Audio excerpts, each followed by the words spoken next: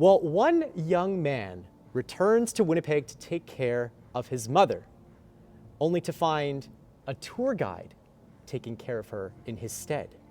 That tour guide is also showing people around an Iranian version of Winnipeg and showing them absurdist tourist attractions, including a Kleenex museum. Meanwhile, two young boys attempt to get a valuable Riel dollar bill out of the ice. These are the stories that weave their way through universal language. The new film by Winnipeg-born director Matthew Rankin, which at long last will be screened for Winnipeg audiences starting this weekend. This comes after it has been shown at prestigious film festivals all over the world like Cannes and the Toronto International Film Festival, and it was Canada's submission for Best International Feature at this year's Academy Awards.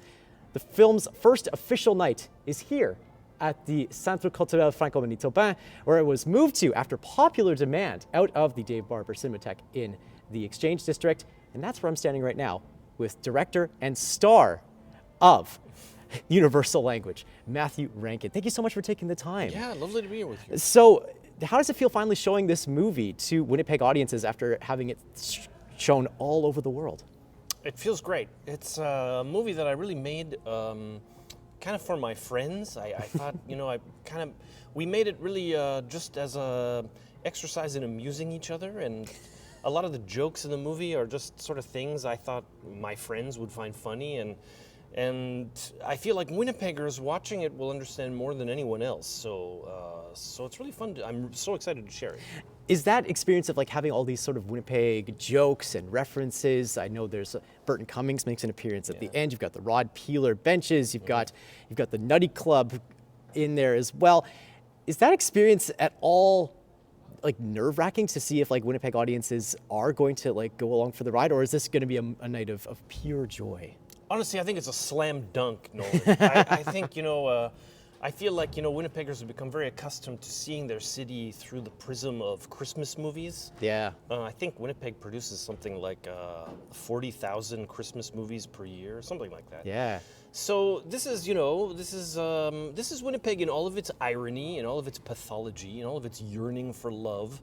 And I think these are spaces in which we identify this city.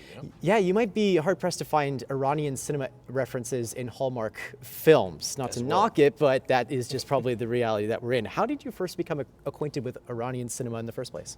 Yeah, the first Iranian film I ever watched was Khane Doust Kojast, which is Where is the Friend's House by Abbas Kiarostami. And it was like a bomb went off in my brain. Like I'd never seen a movie like that before, and I thought it was amazing. It had a huge impact on me.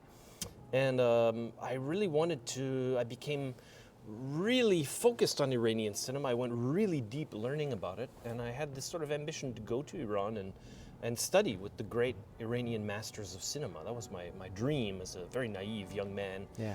That didn't work out, but my life has had this sort of dialogue with Iranian cinema since that time, so it's finding its voice with my collaborators in the prism of this movie we've made together. Yeah, for those who might not be familiar with the sort of Iranian cinema style that so influences Universal Language, how would you describe its characteristics and how do they manifest themselves here on our city's landscape? Well, it's a very poetic cinema. It's a very humanistic cinema. It's very quiet. It's a cinema that moves at a very, very kind of hypnotic pace. And it's a cinema that really listens. It's a camera that listens. It's not trying to pin you to your seat. And it allows you to have your own relationship with what you're watching. And that's, it has its own cinematic language. And I think of Winnipeg as a place that has its own cinematic language as well. And it's kind of like two spheres that are being interlocked and interwoven. And the idea is to create sort of a new space that is at the confluence of Tehran and Winnipeg. It's a film that's kind of looking for the Tehran within Winnipeg and looking for the Winnipeg within Tehran. You also occupy some sort of new space as a creative force behind Universal Language. Not only are you the director of the film, you are also starring as Matthew Rankin in a movie directed by Matthew Rankin. What's that like to direct yourself as yourself? Yeah, it's terrible. I'll never work with myself again. I'm a very needy actor, and I'm really difficult to work with.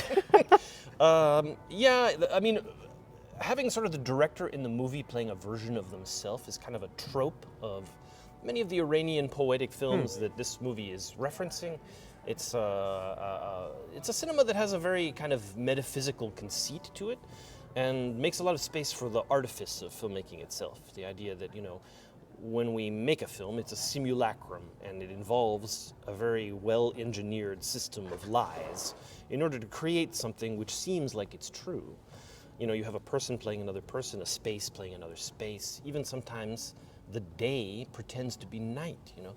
Yeah. So these, you know, the artifice of cinema is something that the Iranian directors that we are referencing in making the film, it really preoccupies them. And so integrating myself as a character is sort of part of that cinematic language. It sounds like a very intentional choice and a very thought out choice, and yet somehow that runs into also this idea that you were talking about before, where you're out and playing, making movies with your friends. What is that sort of, is there a tension there that you felt in making this film, where there's at one hand like a very playful sort of a nature to making a film like this, I would imagine, but also there is like a very thought out process in your study of Iranian cinema that you then get to put into your own cinematic language.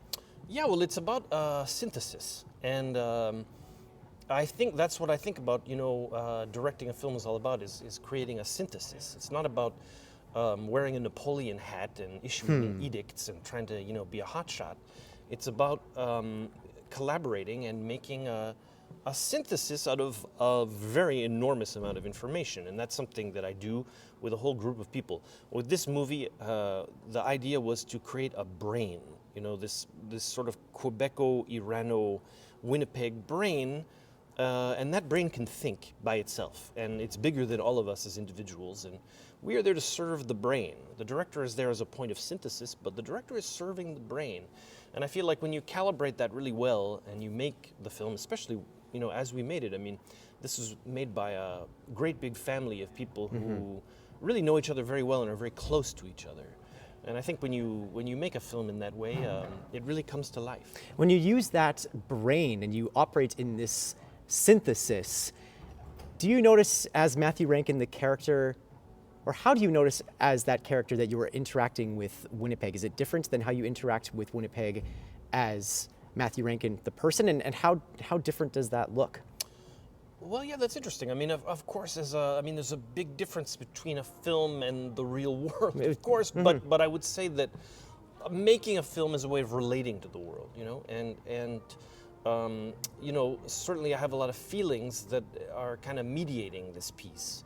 And the idea was to make it as personal as I could. The story itself is sort of drawn from my own life, my family, my parents, my city, and it's fed through the prism of this cinematic language, you know, that we can identify as being sort of Iranian. But it is a way of kind of exploring Winnipeg and sort of expanding it and looking at it in a way we don't normally look at it.